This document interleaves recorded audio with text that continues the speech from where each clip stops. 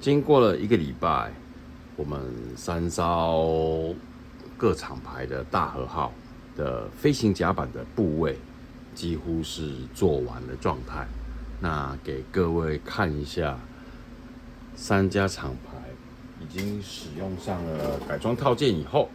那看起来它的效果是如何？我们先看的是田工。然后可能要找一个工具来做个对比哈，这些我都还没有粘，因为我的飞行甲板并没有固定，所以这个地方可能要稍微忽略一下。我这次的田工的78025这一套是使用了 Pontos 的基础版的改套。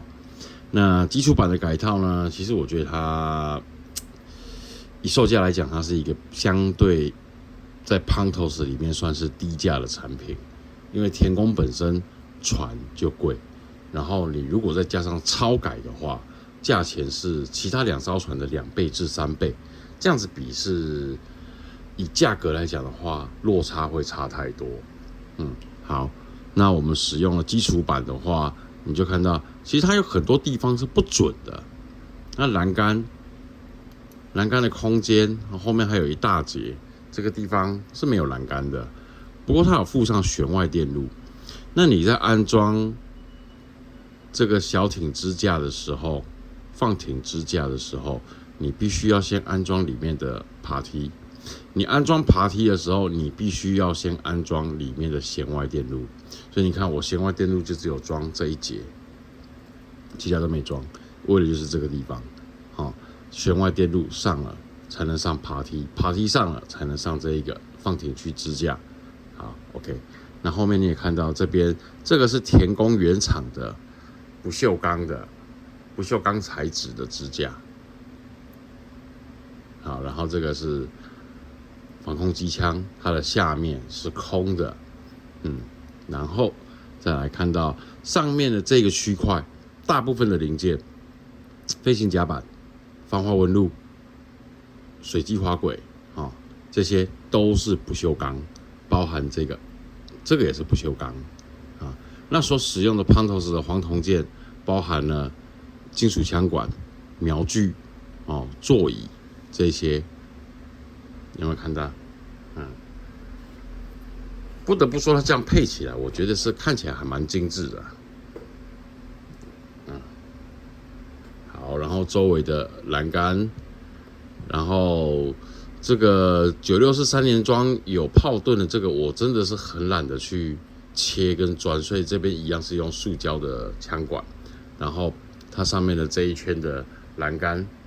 这个护栏，这一圈护栏，这个是必须要自己贴的。然后还有前面的栏杆，好，然后它的水上飞机的弹射架，弹射架的内侧必须要用田工的原厂件，所以它这个底座是原厂件，上面左右各贴上这里跟这里贴上了蚀刻片以后，再把这个安装下去，再把弹射架安装下去。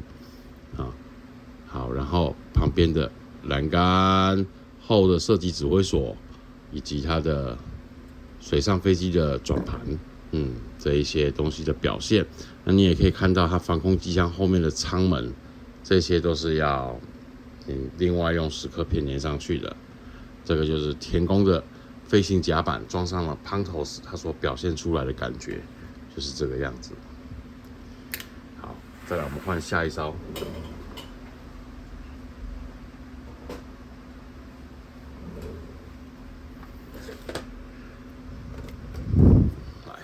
这一艘是 Verifier 的进阶版的大和号，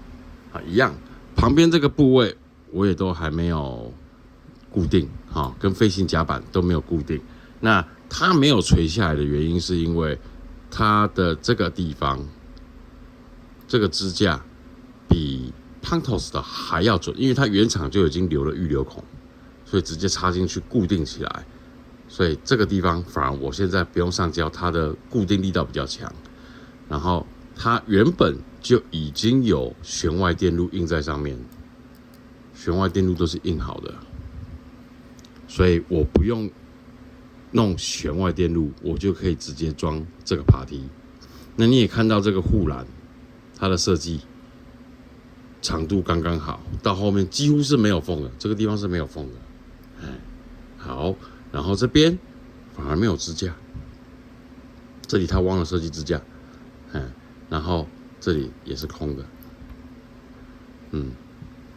然后再来就是飞行甲板上的焊线这一些纹路 Verifier 做得非常明显，那田宫就没有。那你也可以看一下它的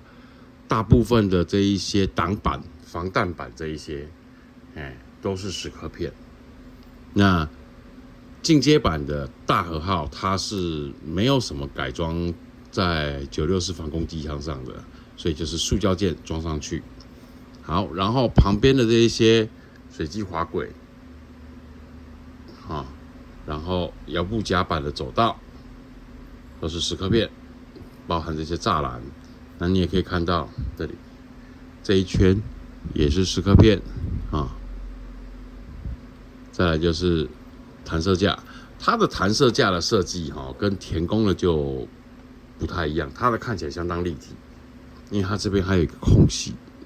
这里是空的，这里有个空隙，所以是它的外侧是高过于最上面的这个平台，看起来就很立体。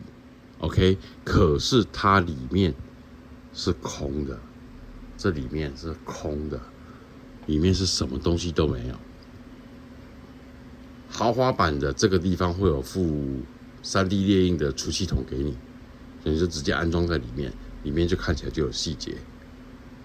然后进阶版的里面就是空的。好，那这个就是野火 Verifier 的飞行甲板的部分。再来就看 Boulder， 然后再来是 Boulder 的大和号。那 Boulder 的大和号有一些还蛮奇怪的设计这一个就是像这边，你看它的飞行甲板这边，它的船身是跑在外面，你会看到这边会有一个突然就有一个断层出现，它并不是接在这条缝上，所以它这里的设计肯定是没有去思考到这个问题，所以它的飞行甲板的这个部位就会很怪。你把它粘好了以后，你还是会看到这边就是有一个断层在这边，它的船身是没有跟它们连接在一起的，所以这个就是 Boulder 比较奇怪设计的地方。然后你再来就是它的弦外电路这边外面都做得非常的漂亮，里面就剩下一条线。你看，就是里面就剩下一条线，它没有印出弦外电路的固定的那个固定环扣，这些没有印出来。再来就是它的支撑是使用塑胶件，所以它的支撑是最好装的，速度最快的。所以我在做 Boulder 的飞行甲板，我只用了1天的时间爬梯它的这一块固定的也是塑胶件原厂就有这个设计，所以你只要把爬梯粘上去就可以。然后栏杆的准确度也比 Pontos 高很多。好，再来就是 Boulder 它有去想到这个地方，所以它的964 3连装的防空机枪下面，它有给你一个10颗片，你可以把这个地方给遮起来。其他的2家就没有做到。然后你看 Boulder 的飞行甲板，它在这个地方的设计，